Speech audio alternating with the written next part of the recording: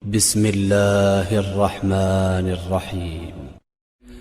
الحمد لله الذي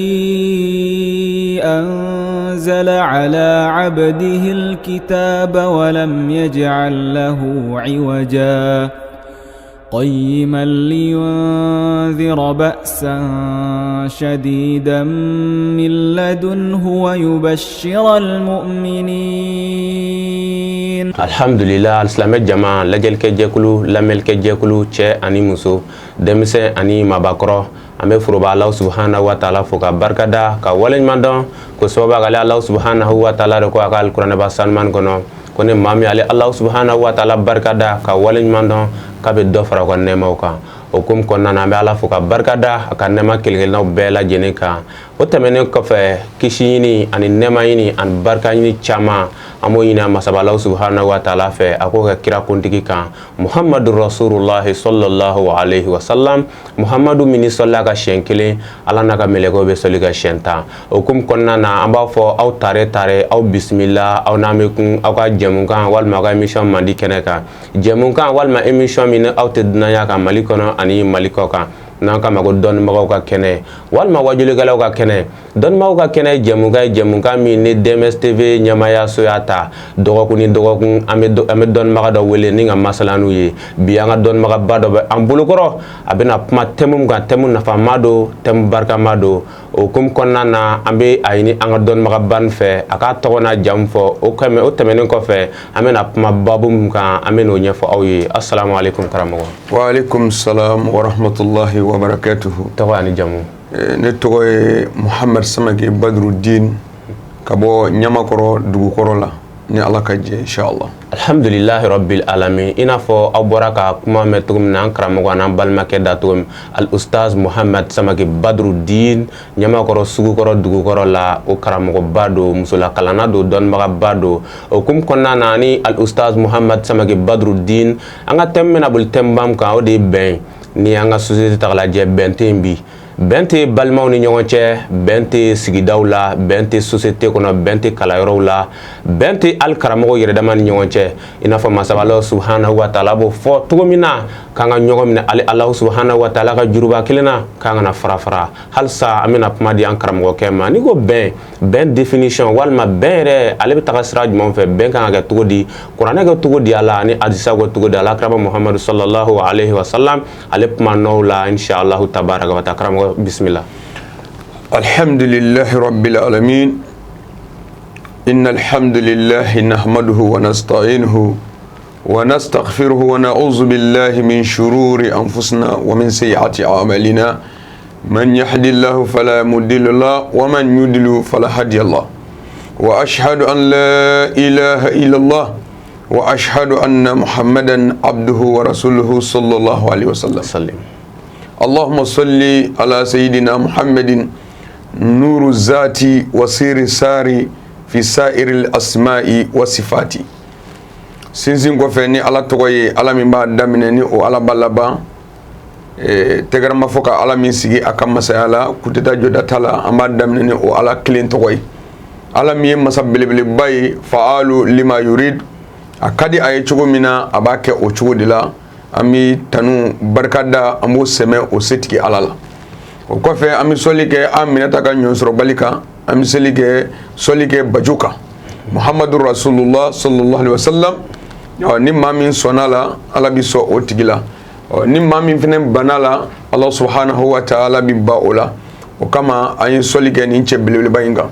o kofe kalaje baga chema musuma malikono malikoka mauma nyambi anani watina kabefo kabbe wali mando amanyini siti ala fe rabbi anga jamana noy mali ala ka allanfiya amin an islam jamana bela jeli ala ka allanfiya do ukono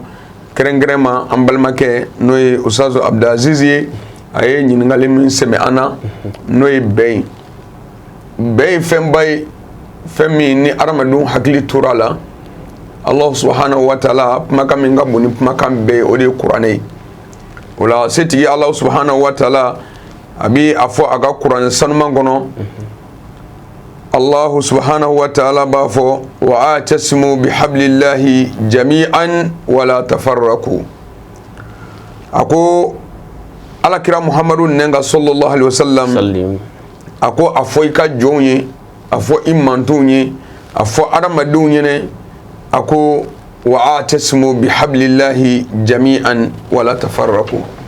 ako ay ñogo mine ni alaka jurba kile akana farafara ay ñogo mine Allah subhanahu wa ta'ala jati kama akera alakira mantunye ñenamaya kono jiye kono silamew beka ñogo mine alaka jurba kile na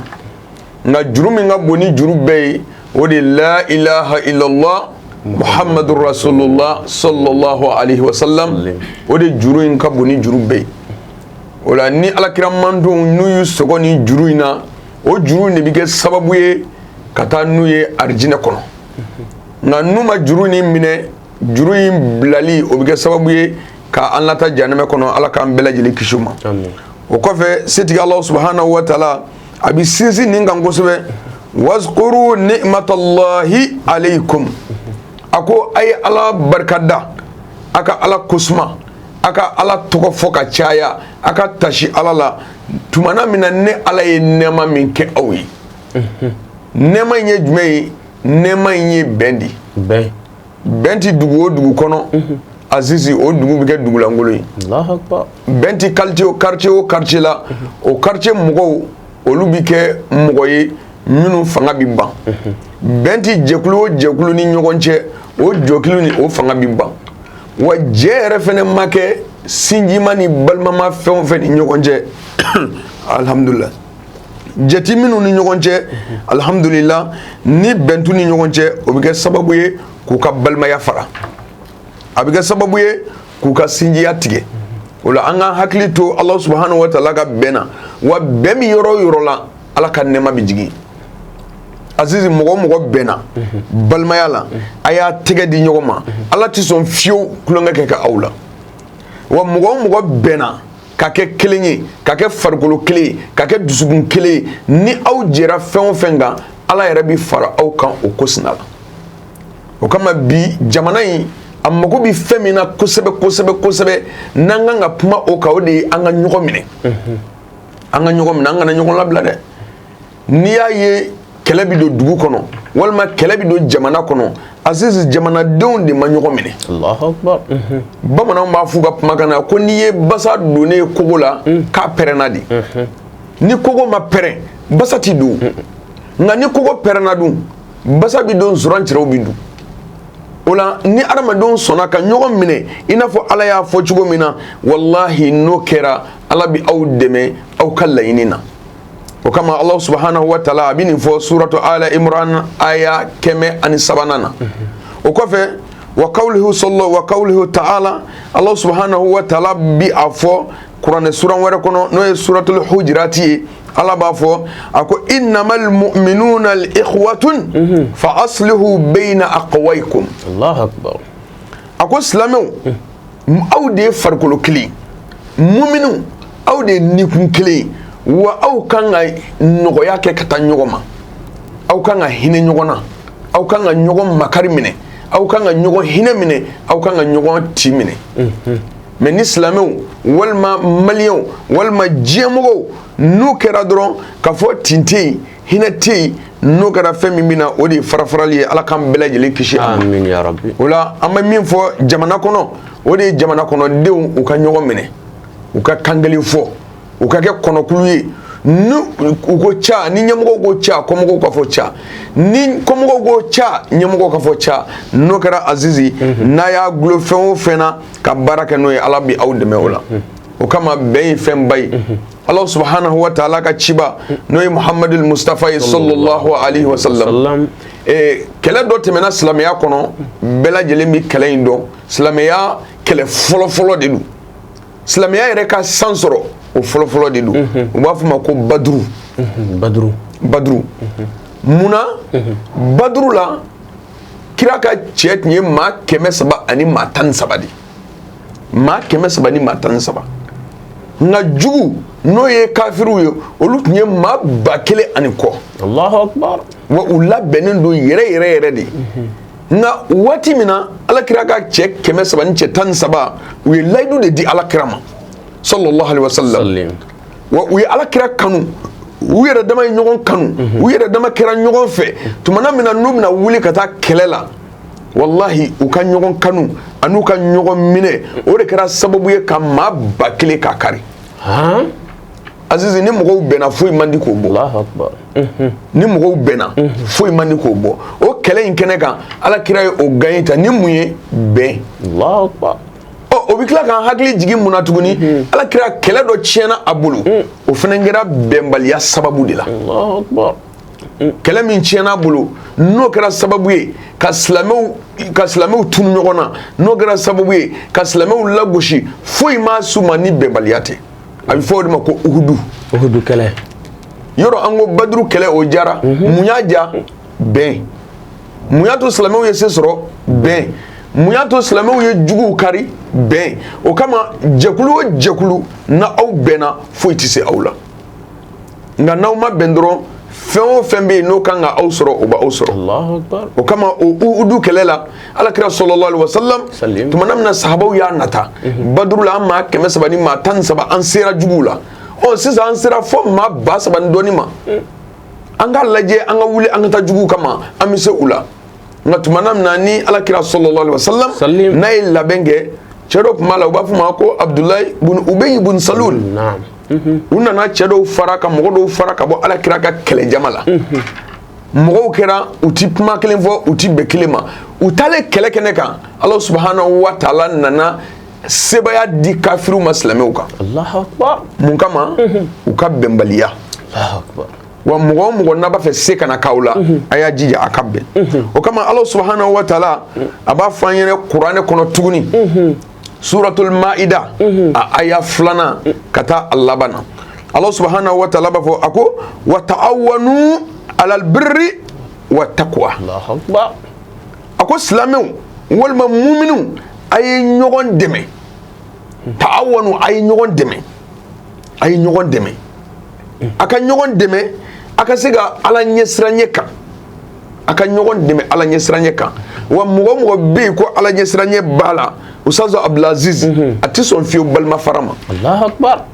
mɔgɔ o mɔgɔ bɛ yen ko Ala ɲɛsiranɲɛ b'a la a tɛ sɔn fiyewu jɛkulu bɛnna min kan jama bɛnna min kan a kelen tɛ sɔn k'o kɔlafo Allahu Akbar o kama Ala ɲɛsiranɲɛ ye fɛn ba ye a ko a ye ɲɔgɔn dɛmɛ Ala ɲɛsiranɲɛ kan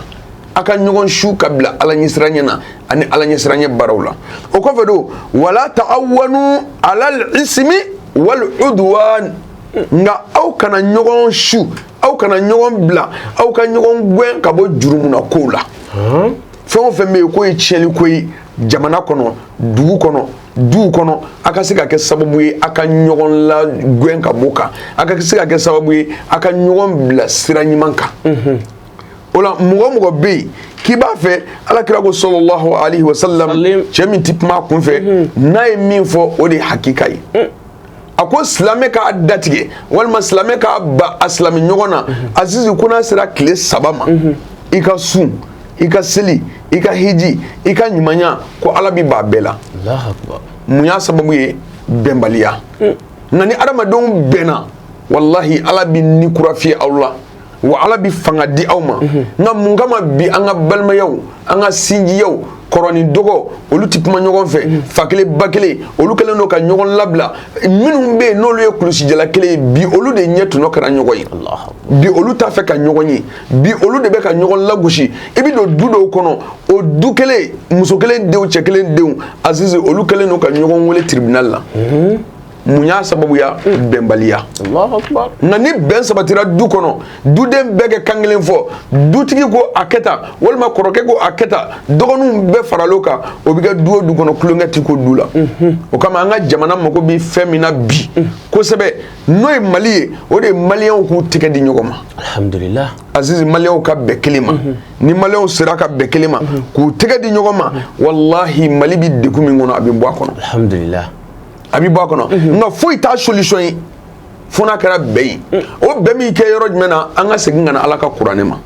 ala ka kuranɛ ye min fɔ an k'o minɛ yana ga do alhamdulillahi rabbil alamin abalma alislamiw balma DMS TV jakanso ma filɛbaga bɛɛ lajɛlen Mali kɔnɔ ani Mali kɔ kan halsa an b'aw la dɔnniya k'a fɔ k'a b'aw ka jɛmukan mandi de kɛnɛ kan walima aw ka émission mandi n'an k'a ma ko dɔnnibagaw ka kɛnɛ walima wajulikɛlaw ka kɛnɛ dɔgɔkun ni dɔgɔkun an bɛ taa dɔnnibaga dɔw ɲini ka na dɔnnibaga minnu ka dɔnniw sɛgɛsɛgɛra an fɛ k'a dɔn ka se a kɛnfɛsɛya la k'u wele an ka plateau sanumani kan DMS TV Nɔrɔ studio ban kɔnɔ bi an n'an balimakɛ a n'an ka ustazu a n'an ka dɔnnibaga ba alustaz Muhamad Samake Badrudin ale de b'an bolokɔrɔ thème bɛ ka boli thème ba jumɛnw kan a bɛ ka boli bɛn de kan la paix alhamdulillahi rabbil alamin n'a fɔ masabaw subhanahu wa ta'ala b'o fɔ cogo min na an ka bɛn an kana fara halisa ni aw an b'a ɲini aw fɛ an ka Samake lamɛn halisa alhamdulillahi rabbil alamin o kɔfɛ setigi Allah subhanahu wa ta'ala a b'a fɔ kuranɛ belebele in kɔnɔ suratul hujurati aya 13 Allah subhanahu wa ta'ala bi kuma silamɛw fɛ wa a bi kuma adamadenw fɛ a bi kuma muminunw fɛ kuma in bɛ ka kɛ ni jumɛn ye kuma in kun tɛ dɔwɛrɛ koyi adamadenw ka se ka kɛ hakilitigi ye adamadenw ka se ka ɲɔgɔn minɛ ni ala ka juru ye u kana fara Allah subhanahu wa ta'ala b'a fɔ kuranɛ kɔnɔ ba'da a'udhu billahi minash shaitanir rajim bismillahir rahmanir rahim ako ya ayyuhan nas hey aw adamaden inna khalaqnakum ako ne Allah subhanahu wa ta'ala ye aw bɛdan cɛ muso ne Allah ya aw bɛdan min zakarin ka bɔ cɛw la wa unsa ani muso ne ala ye dɔ kɛ cɛ ka dɔ kɛ muso ye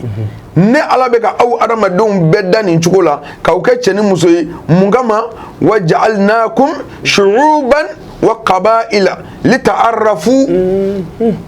ni kuma ba ye dɛ ala subhanahu wa ta'ala ko o kɔfɛ ne ala subhanahu wa ta'ala ye aw kɛ cɛ ni muso ye ka tila ka aw kɛ siya ye k'a kɛ siya ye siya man kusa ni siya ye farafin chinois anglais tubabu nin bɛɛ ye ala ka danfɛn dɔ ye wa nin bɛɛ bonya bi ala subhanahu wa ta'ala bolo i n'a fɔ ala y'a fɔ cogo min na wala qad karamna bani adam Allahu akbar ko ale ala subhanahu wa ta'ala de adamaden bonya ko dɔn ani famu ani hakili k'o di adamaden ma o ye ala ka samanciyaba de dɛ ala ye min kɛ adamaden ni ala ma kɛ danfɛn ye ala ma kɛ foyi ye ni adamaden tɛ a ko nka ne ye aw kɛ shu'uban wa qaba'ila Allahu akbar n ye aw kɛ kabila ye k'aw kɛ du ye ka dɔw kɛ samake ye ka dɔw kɛ dumuya ye ka dɔw kɛ kulubali ye ka dɔw kɛ tarawele ye ka dɔw yɛrɛ kɛ tubabu ye ka dɔw kɛ chinois ye ko nka o dɔrɔn tɛ dɛ ka tila k'aw sigiyɔrɔ woloma ka bɔ ɲɔgɔn na dɔ ye maliyɛn dɔ ye ivoirien dɔ ye ameriki dɔ bi faransi ko nin bɛɛ kun ye mun ye lita'arafu walasa aw ka se ka ɲɔgɔn dɔn walasa aw ka se ka ɲɔgɔn dɔn ni aw kɛ nin kabila ye mun kama aw ka ɲɔgɔn dɔn nka ɲɔgɔn dɔn in kɔrɔ ye mun ye aw ka se ka bɛn aw kɛ kelen aw ka bɛn dugukolo in kan aw kɛ kelen kadaka Allah subhanahu wa ta'ala ala ye fɛn o fɛn da dugukolo in kan ala ye bɛn de sabati bɛn de fɔ kosɛbɛ ka tɛmɛ fɛn caman kan dɛ ni adamadenw ma bɛn foyi ti ɲa ni adamadenw ma bɛn azizi foyi ti ɲa o kama a ko inna akramakum indallahi atqakum ko ma nin kabila nin siya man kusa ni siya ye dugukolo man kusa ni dugukolo ye ko nka min ka kusa nin bɛɛ la ne ala yɛrɛ yɔrɔ la maa min bɛ siran ne ala ɲɛ Allahu akbar maa min siranna ala ɲɛ azizi e tɛ sɔn fiyewu k'a fɔ k'i b'i datigɛ i balima dɔ la maa min siranna ala ɲɛ e tɛ sɔn fiyewu k'a fɔ du kelen kɔnɔ e n'i ba walima e n'i fa ko i m'u ka hakɛ dafalen d'u ma kadaka Allah subhanahu wa ta'ala b'a fɔ ka gɛlɛya kosɛbɛ a ko wa qadda rabbuka alla ta'budu illa iyyahu wa bil walidaini ihsanan wa maa o maa bɛ yen ko a kɛra dugaden ye a kɛra dugawuden ye a sisan olu tɛ sɔn farafarali ma olu bɛ bɛn de ɲini wa alakira ko a ka hadisa dɔ la sallallahu alaihi wa sallam a ko mumini bɛɛ ye farikolo kelen muminu bɛɛ ye farikolo kelen wa muminu ye jɔlifɛn kelen de ye dɔ de kan ka dɔ kolo gɛlɛya mumini dɔ de kan ka dɔ kolo gɛlɛya o la bi an ka société kɔnɔ a mago bɛ min na o de an ka se ka bɛn an k'an tɛgɛ di ɲɔgɔn ma karamɔgɔ olu ka kuma kalandenw olu ka lamɛnni kɛ jamanatigiw olu ka hinɛ kɔmɔgɔw la u k'a dɔn k'a fɔ ala ye mara di olu ma ala ye mara di olu ma mara kan ka kɛ cogo min na u ka mara kɛ ni jogo ɲuman ye u ka mara kɛ ni bɛn ye o kama bɛn ye fɛn ba ye dɛ Aziz an ye alakira ta fɔ sallallahu alaihi wasallam alakira ye min gwɛlɛya a ka sahabaw ma sallallahu alaihi wasallam Aziz o ye bɛn di alakira ye bɛn de gwɛlɛya a ka sahabaw ma k'a fɔ u ka ɲɔgɔn minɛ mɔgɔ bɛ yen n'aw ma ɲɔgɔn minɛ n'aw ye ɲɔgɔn labila dɔrɔn se bɛ kɛ aw la o kama bɛn de kan ka wajibiya maliden kelen-kelen bɛɛ kan maliden kelen-kelen bɛɛ bɛn de kan ka wajibiya maliden kelen-kelen bɛɛ kan Allahu Akbar i ka dɔn an bɛ degun o degun na tant que ni anw m'an tɛgɛ di ɲɔgɔn ma Azizi a ti ban fiyewu n'an m'an tɛgɛ di ɲɔgɔn ma a bɛ an kɔnɔ ko an bɛ bɔ degun kɔnɔ an ti bɔ a kɔnɔ dɛ o kama alakira sallallahu alaihi wasallam a b'a fɔ an ɲɛnɛ a ko maa fila de bɛ yen n'o maa fila ɲɛna dɔrɔn diɲɛ bɛ ɲa mais n'o maa fila tiɲɛna ko diɲɛ bɛ tiɲɛ dɛ maa fila jumɛnw ye Azizi o fɔlɔ o de ye jamana masakɛw ye masakɛw kɛ maa ɲuman ye masakɛw kɛ bɛn bɔ sira bɔ u ka jamanadenw ni ɲɔgɔn cɛ u ka politikikɛlaw to yen u k'u ɲɛsin ɲɔgɔn ma u bɛɛ ye balima kelen u bɛɛ ye fa kelen ye wa u bɛɛ ye jamana kɔnɔ kelen denw de u ka se ka bɛn sabati u n'u kɔmɔgɔw cɛ olu ye masakɛw de u ka hinɛ u ka makari u ka ko to yen u ka ko to jamanadenw ta la n'o kɛra u ka masakɛya a bɛ kɛ u bolo hɛrɛ ye a bɛ kɛ u bolo si ye wa a bɛ kɛ u bolo barika ye wa maa o maa bɛ yen ni a sɔnna ka kɛ jamanadenw fɛ bɛnkɛla ye Aziz a bɛ yaala karew kɔnɔ walima a bɛ yaala suguw la a bɛ yaala a mɔgɔ ɲɔgɔn fɛ a bɛ mɔgɔ ɲɔgɔn wele kana bɛɛ ma o tigilamɔgɔ fɛnɛ o de bɛ koja adamadenw ye kojugu maa o maa bɛ yen k'i bɛ don mɔgɔw la maa o maa bɛ yen k'i bɛ sama mɔgɔw nɔfɛ ko mɔgɔw ka bɛn ka di ye mɔgɔw ka ko to ɲɔgɔn ta la ka di ye o tigilamɔgɔ Ala yɛrɛ fɛnɛ bɛ o de diya mɔgɔw ye o kama ne ni aw an kan ka hakili to la a ko a filanan ye jumɛn ye o de ye dɔnnibaw ye dɔnnibaw ka kɛ ladiri u ka tiɲɛ fɔ Ala ka jɔnw ye u ka Ala ka jɔnw bilasira u ka sira jɛlen yira Ala ka jɔnw na o de kama tarikutigiw b'a lakale an ye a ko tumana min na Nabila Musa a tile la cɛ min tun bɛ yen n'o ye Firawuna ye bɛɛ b'a tɔgɔ dɔn mɔgɔ don maa yadalen don maa kafalen don kafiriba don a y'a sago kɛ dugukolo kan fo don dɔ fɛ a y'i kan dɔn ko ana rabbukumul a'la Allahu Akbar ko ale yɛrɛ de ye banisiralakaw olu ka Ala ye ale yɛrɛ bonyana bolu batoli ma ale bonyana jo batoli ma wa mɔgɔw kan ka ale yɛrɛ de bato ale yɛrɛ de ye Ala ye Allahu Akbar Azizi a ka kafiriya dansago kojugu a ye nin kuma in de fɔ nka mun tun bɛ yen a ka mɔgɔw ni ɲɔgɔn cɛ bɛn mun ni ɲɔgɔn cɛ n'a kun ko min ka kɛ dugu kɔnɔ duguden bɛɛ bɛnnen don kan n'a ko a ye bɔ duguden bɛɛ bi bɔ wa Ala y'o kangari fɛnɛ da kuranɛ kɔnɔ dɛ ko ni ɲɛmaaw ko aw ma a ye fara ɲɔgɔn kan a ka bɔ nin ko in na ko bɛɛ ka bɔ ko bɛɛ ka bɔ ni ɲɛmɔgɔ ko e ma dɔrɔn nin kɛ Aziz o k'a sɔrɔ e labɛnnen don a kɛli fɛ ni dutigi ko dudenw ma a ye bɔ a ka nin kɛ o y'a sɔrɔ dudenw labɛnnen don o kɛli fɛ o kama bɛn ye fɛnba ye kɛrɛnkɛrɛnma an kan ka an cɛsiri kosɛbɛ Mali kɔnɔ bɛn na jelibɔn o jelibɔn bɛ yen jelibɔn ninnu ka se ka dabila foyi t'a dabila ni bɛn tɛ an k'an tɛgɛ di ɲɔgɔn ma an ka kɛ ɲɔgɔn fɛ an ka ɲɔgɔn kanu ni balimaya ye an ka ɲɔgɔn kanu ni sinjiya ye an ka ɲɔgɔn kanu ni jelikelenya ye wa an ka ɲɔgɔn kanu ko anw bɛɛ ye malidenw de ye ko anw bɛɛ ye malidenw de ye Mali tɔgɔ bɛ anw bɛɛ de la an si tɛna se ka bɔ Mali kɔnɔ k'an bɛ taa jamana wɛrɛ jɔ dɛ wallahi an faso Mali an kan ka nin de jɔ wa n'an bɛ ko kɛ jamana in kɔnɔ n'o ye Mali ye an kan ka ko de kɛ jamana in kɔnɔ Aziz o kama jamana mako bɛ fɛn min na bi an bɛ min fɔ karamɔgɔw ye ka min fɔ dɔnnibaw ye ka min fɔ jamanatigiw ye ka min fɔ politikisiyɛnw ye k'u ka nin bɛɛ dabila u k'u tɛgɛ di ɲɔgɔn ma u k'u tɛgɛ di ɲɔgɔn ma u ka jɛ ka baara kɛ ni juru kelen u k'a dɔn bɛɛ k'i ɲɛsin jamana in ma wa weleda min bɛ an bolo Abdulaziz o de ye jamanaden bɛɛ ka kɛ kɔnɔkulu ye bɛɛ k'i tɛgɛ di ɲɔgɔn ma bɛɛ k'i tɛgɛ di ɲɔgɔn ma o kama misaliya caman bɛ yen a bɛ di mɔgɔw ma bɛn ka mun kama e ka se ka kɛ hakilima i kɛ tasina ye i ka dɔn ka fɔ jaja min bɛ ka fɔ bɛn kan dɛ n'an ye sira minɛ dɛ siga foyi t'a la bɛn bɛ sabati an ka du kɔnɔ siga foyi t'a la bɛn bɛ sabati an ka quartier kɔnɔ siga foyi t'a la wa an dusukun olu bɛ kɛ ɲɔgɔn fɛ olu bɛ ɲɔgɔn kan waati caman na i b'a mɛn an ka cɛkɔrɔba kodɔnna dɔw tun bɛ yen o cɛkɔrɔba kodɔnna don dɔ a y'a sigilen to yanni a ka saya waati ka se a ma yanni saya waati ka se a ma denkɛ minnu bɛ a bolo dɔw ko denkɛ 10 dɔw ko denkɛ 9 ay denkɛ 9 in bɛɛ wele kana sigi a kɛrɛfɛ denkɛ 9 in sigila a kɛrɛfɛ Azizi a ye denkɛ fɔlɔ bila ko ka taa kala kelen ɲini kana o taara kala kelen ɲini a ye denkɛ dɔ in bila ko ka taa kala wɛrɛ ɲini o taara kala wɛrɛ ɲini bɛɛ nana n'i ka kala ye denkɛ 9 bɛɛ nana n'i ka kala ye o bɛɛ nalen n'u ka kala ye a ko bɔn kala ninnu denkɛ kɔrɔba e k'i ta kari o y'a ta minɛ dɔrɔn Azizi o y'a kari a ko tɔ kelen ma ko e k'i ta kari o y'a ta minɛ dɔrɔn o y'a kari a sɔrɔla k'a fɔ ko bɛɛ y'i ta kari wa ko awɔ a ko a ye kala ninnu di yan denkɛ bɛɛ y'a ka kala kunkurun di a ma o kala kunkurun min dira a ma Azizi a y'u fara ɲɔgɔn kan k'u siri k'u to ɲɔgɔn na k'u kɛ tuson kelen ka sɔrɔ k'a di kɔrɔbalen ma ko e ka nin kari kɔrɔbalen y'a minɛ k'a kɛ tan da k'a mɔsi k'a b'a kari Azizi a ma se k'a kari a ko bɔn ni e dɛsɛra la a di dɔgɔnin ma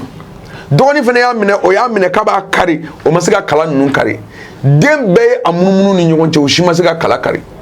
cɛkɔrɔba sɔrɔla ka kala tusan in a sirilen ɲɔgɔn na k'a minɛ u bolo a ko wa min fɔ aw ye a ko ne bɛna taa n ka saya de la dɛ n bɛna taa saya la n bɛna fatu n bɛna ɲɛnamaya in to aw bolo nka yanni n ka sa n bɛna ladilikan de di aw ma o ye ladilikan jumɛn ye sisan n ye kala min di e ma denkɛ fɔlɔ e m'i ta kari wa o ko a y'a ta kari filanan n ye min d'e ma e m'o kari wa o ko a y'a ta kari a y'u bɛɛ ɲininka bɛɛ ko anw y'an ta kari a ko wa n y'a to ɲɔgɔn na sisan k'a di aw ma ko a ka kari yalima aw sera k'a kari wa denkɛ fɔlɔ ko ayi filanan ko ayi a ko wa nin de kɔrɔ ye ko aw ka ɲɔgɔn minɛ aw ka bɛn a ka kɛ farikolo kelen n'o kɛra foyi tɛ se aw la ka aw kari ka aw bɔ ɲɔgɔn na mais n'aw ma se ka nin kari ni aw ye ɲɔgɔn bila aw ye kelen ni min kari dɛ u bɛna aw bɛɛ kari nin cogo in de la o kama kodɔnnaw u bɛ min fɔ an ɲɛna ko ni adamadenw kɛra jɔsen kelen ka kɛ farikolo kelen ka kɛ dusukun kelen ka ɲɔgɔn minɛ Azizi dɔrɔn ko n'o kɛra ɲɛnamaya kɔnɔ u bɛ lafiya sɔrɔ wa fɛn o fɛn bɛ Mali la bi wallahi an b'o ta ni ka segin an tɛ se o la dɛ maliyɛnw ka se ka kɛ juru kelen maliyɛnw ka ɲɔgɔn minɛ u ka kɛ farikolo kelen u ka se ka bɛn sabati u ka du kɔnɔ u ka bɛn sabati quartier la wa u ka bɛn sabati sigidaw la n'o kɛra Azizi an bɛ degun min kɔnɔ an bɛ bɔ a kɔnɔ. Alhamdulillahi rabbil alamin wassalatu wassalamu alal mustafa balma alsalama balma DMS TV jakanso mafilɛbaga bɛɛ lajɛlen Mali kɔnɔ ani Mali kɔ ka cɛ ani muso denmisɛn ani mabakɔrɔ ana balimakɛ ana ka karamɔgɔkɛ ana ka dɔnnibagaw bɛɛ ɲɔgɔn fɛ al ustaz Muhammad Samake Badrudin i n'a fɔ an y'a ɲɛfɔ ye kuma jɛbila kumaw kɔnɔna na cogo min na thème bɛ ka boli thème min kan o bɛnnen o hukumu kɔnɔna na halisa bɛn kɔnɔna na an bɛ kaloba fana la n'o ye Sha'abani n'an k'a ma ko sunkaloma kɔnɔ an bɛ bɔ nin de la an bɛ don sunkalo kɔnɔ arabuw ko ka zana la ko likulli makamin makali kɛnɛ bɛɛ n'a kuma don n'an ye bɛn ta f'an ka don Sha'abani fana kɔnɔ an ka dɔɔni fɔ o kan k'o sababuya kɛ an b'olu le ko an b'o waatiw kɔnɔna na kɛrɛnkɛrɛnnenya la n'o y'a tile 15 su ye kobaw caman kɛra o kɔnɔ Ala ka kobaw caman kɛra o kɔnɔ latigɛw caman bolo su fana kɔnɔ halisa bɛn yɔrɔ ni waatiw la baaraw don an bɛ se ka o bila yan kɔfɛ an bɛ n'aw tɔgɔ walawalaw ye nka karamɔgɔ ni an bɛ Sha'abani kɔnɔ n'o ye sunkaloma kɔnɔ ye yala an bɛ se ka samantiya jumɛnw kɛ walima an bɛ se ka nafakati jumɛnw kɛ saraka b'o la sun na walima i bɛ se ka walawalalikan jumɛnw d'an ma o kɔnɔna na. Alhamdulillah an balimakɛ i y'a fɔ cogo min na kɛrɛnkɛrɛnma an bɛ bonda min kɔnɔ n'o ye bɛn ye an nana min na o de an bɛ k'a kɛ kalo min yɛrɛ kɔnɔ u b'a fɔ nin kalo in de ma ko Sha'abani ni Sha'abani kalo jɔra dɔw b'a fɔ ko sunkalo makɔnɔ sunkalo makɔnɔ ye kalo belebeleba ye kalo min ka fisa kosɛbɛ kalo min ye samanciya kalo ye o kama alakira sallallahu alaihi wasallam an bɛ a ta ni ale ka kumakanw de ye a ye kumakan minnu fɔ nin kalo belebeleba in na n'o ye Sha'abani ye ka sɔrɔ ka mɔgɔw bila n'o ye alhamdulillahi allazi an'amta alayhi minan nabiyyina was-siddiqina wash-shuhada'i was-salihin Ala ka nɛɛma ni kisi ni barika Ala k'o di alakira a n'a ka sahabaw ma ani maa ɲuman minnu tuguna la fo ka taa bila lahara jɔ la o la an bɔra kalo min na k'a kɔ Sha'abani ye u b'a fɔ ma ko Rajab Rajabu shaharullahi ko Rajabu ye Ala ka kalo ye Ala ka kalo kalo dɔ bɛ Ala tɔgɔ la kalo dɔ bɛ Ala tɔgɔ la o de ye Rajaba ye an bɔra o de la sisan an bɔra o min na o kalo in juma su fɔlɔ alakira bamuso Aminata de lajɔra alakira la ka bɛn Rajaba juma fɔlɔ ma arajaba juma su fɔlɔ arajaba juma su fɔlɔ ma Allahu akbar an tɛmɛna o de la wa o arajaba kelen fɛnɛ kɔnɔ Allah subhanahu wa ta'ala ko ale ala yɛrɛ ka kalo don muna ala mago jɔra ala kira la sallallahu alaihi wasallam ka taa n'a ye sanayɛlɛ na ni kuranɛ yɛrɛ bi kuma o kan n'a ka sura taama kɛ a n'a ka sanayɛlɛ ala kuman'o kan o kɛra ka bɛn arajaba fɛnɛ tile 27 o arajaba de mana bɔ yen kalo min b'o kan a bɛ f'o ma ko sha'ban shaharu li a ko sha'ban ala kira ko ye ale yɛrɛ de ka kalo ye est-ce que i y'a faamuya arajaba o ye ala ka kalo ye ko nka an bɛ kalo min na n'o ye sha'ban ye ko sha'ban dɛ ko ye ne muhamadu yɛrɛ de ka kalo ye ne muhamadu ka bonya ne muhamadu ka kɔrɔta ne muhamadu ka lahalayaw a ko nin kalo in de ka bon ne muhamadu bolo kojugu an filɛ o kalo de la n'o ye sha'ban ye a ko cogo jumɛn na a ko sha'ban in na wa ramadan shaharu ummati n'an bɔra sunkalo makɔnɔ na an bɛ don sunkalo min na ko sunkalo ye ale mantunw ka kalo ye est-ce que i y'a faamuya sunkalo o ye alakira mantunw ka kalo ye jurumu yafa o ye alakira mantunw ka kalo ye o ye sun kalo ye wa o ye yafa ɲɔgɔnma fɛnɛ i n'a fɔ an bɛ kalo min na n'o ye sha'ban ye mɔgɔw kan ka yafa ɲɔgɔn ma cogo min na mɔgɔw kan k'u tɛgɛ di ɲɔgɔn ma cogo min na a ko wa ashhadu an la ilaha illallah wahdahu la sharika lah wa ashhadu anna muhammadan abduhu wa rasuluhu sallallahu alaihi wasallam a ko nin kalo in n'o ye sha'ban ye a ko o ye alakira yɛrɛ ka kalo ye wa an bɛ seereya k'a fɔ maa foyi tɛ yen fo n'a kɛra ala kelen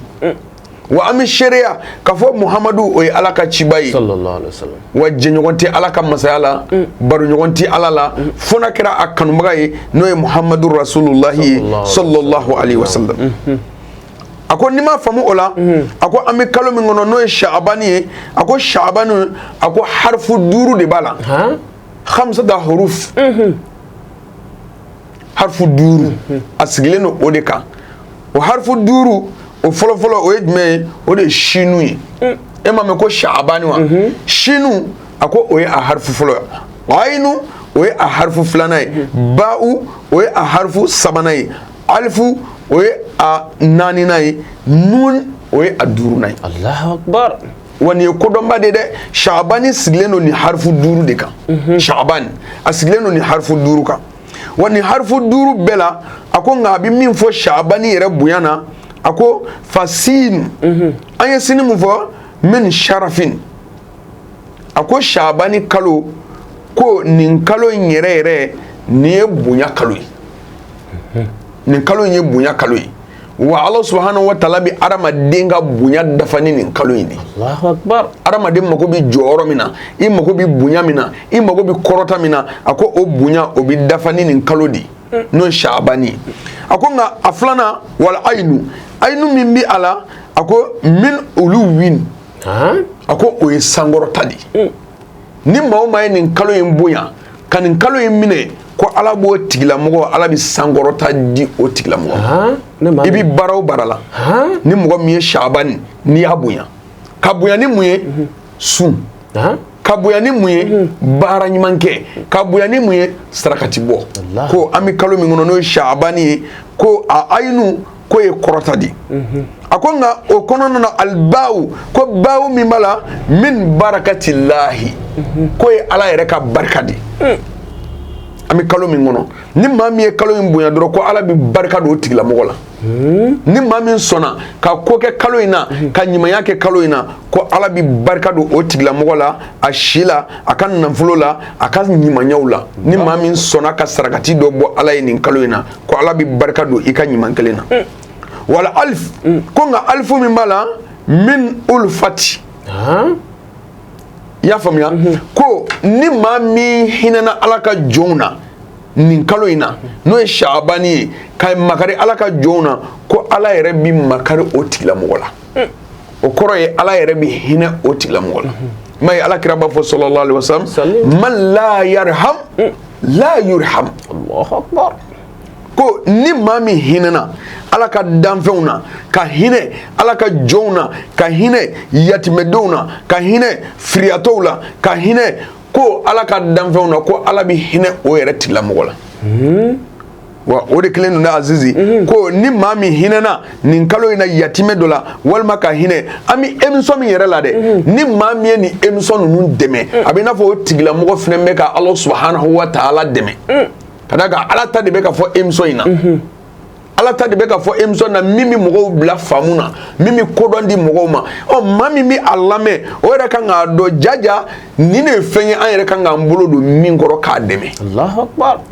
a bɛ se ka kɛ sababu ye an ka diinɛ faamu diinɛ ɲuman an b'o de sɔrɔ ni nin ye azizi ɲumanya ti ban n'i ye ɲumanya kɛ dɔrɔn ala bɛ sɔn a la a ko wa nun ko nka nuni min b'a la n'o ye a duurunan ye min nurillahi ko ye ala yɛrɛ ka nɔɔrɔ ye o la ni maa min ye Shabani n'i y'a kalo bonya k'a kalo sun ko ala bi o tigilamɔgɔ ala b'o ni nɔɔrɔ wuli lahara jɔ don i n'a fɔ baduru kalo tile 15 walima tile 14 su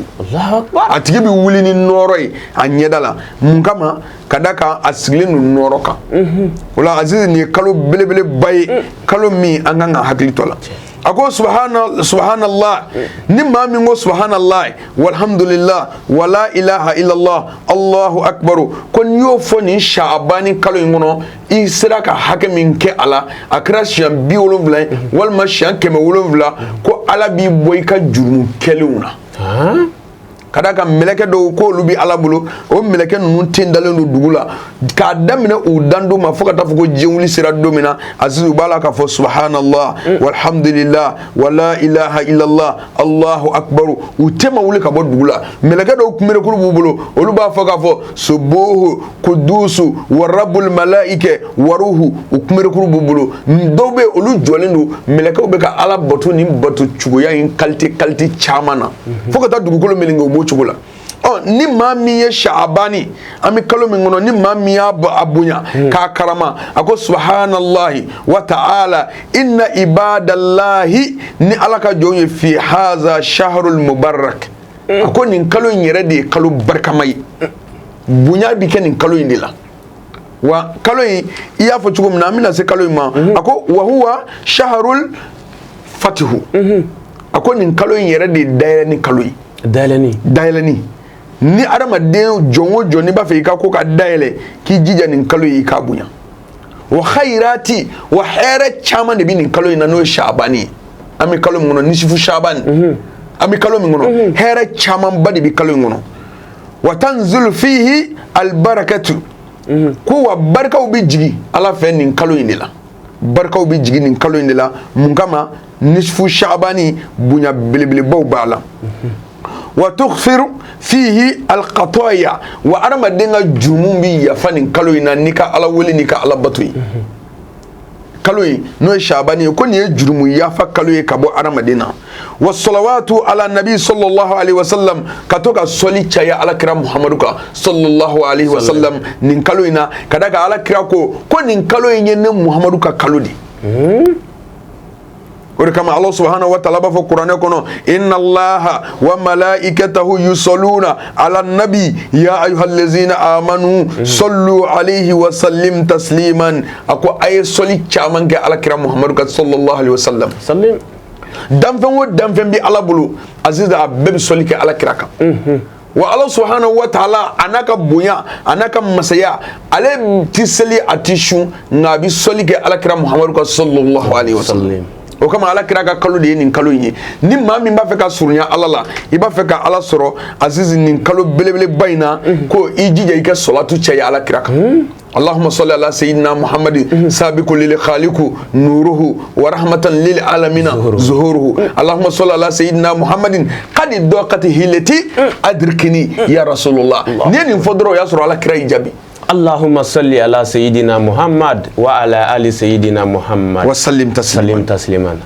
عزيز صلاتو كابو كجو أكو اللهم صل على سيدنا محمد على قدر حبك فيه اللهم صل على سيدنا محمد على قدر عنايتك به اللهم صل على سيدنا محمد حق قدره ومقداره العظيم كوكا صلي چامانگه على كراكان كلو بلبلينا wani mauma ba don azizi kira kan soli ikan wodi caya sha'ban na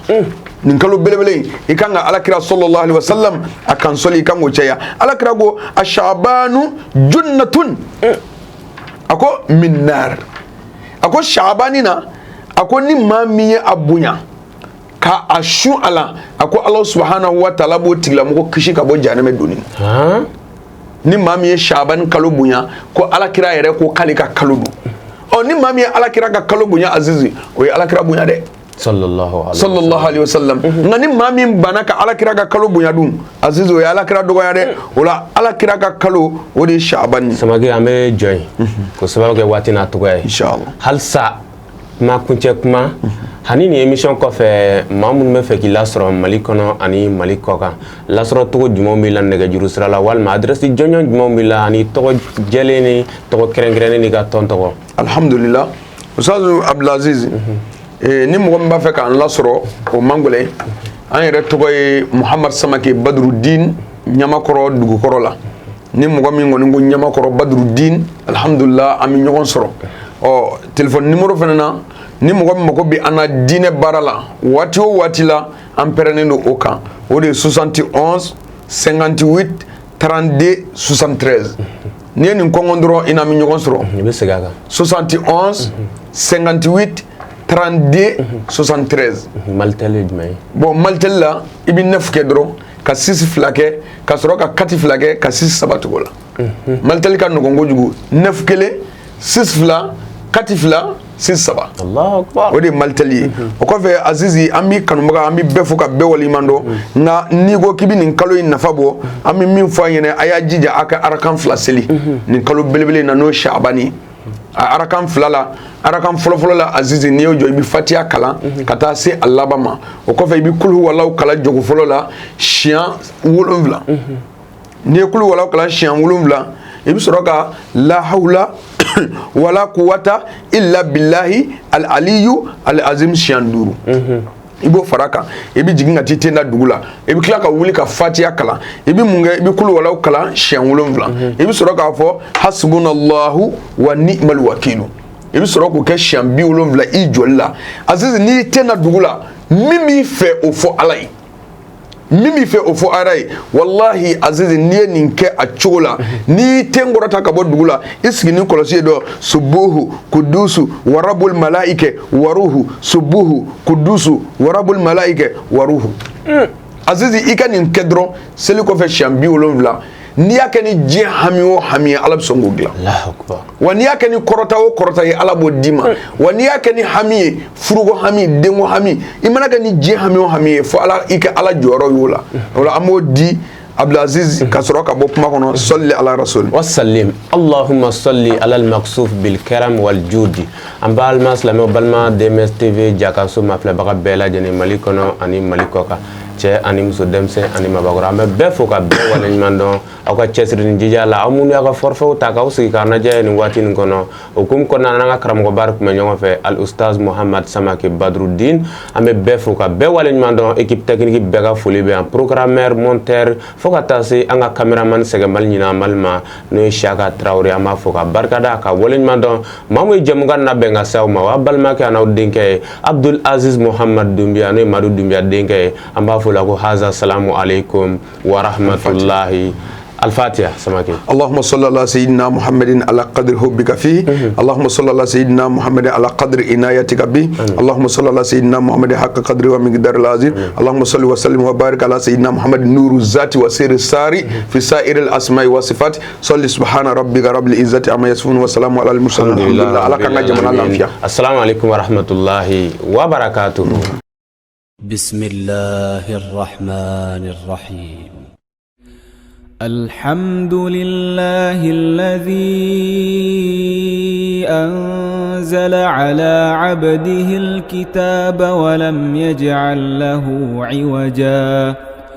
قيما لينذر بأسا شديدا من لدنه ويبشر المؤمنين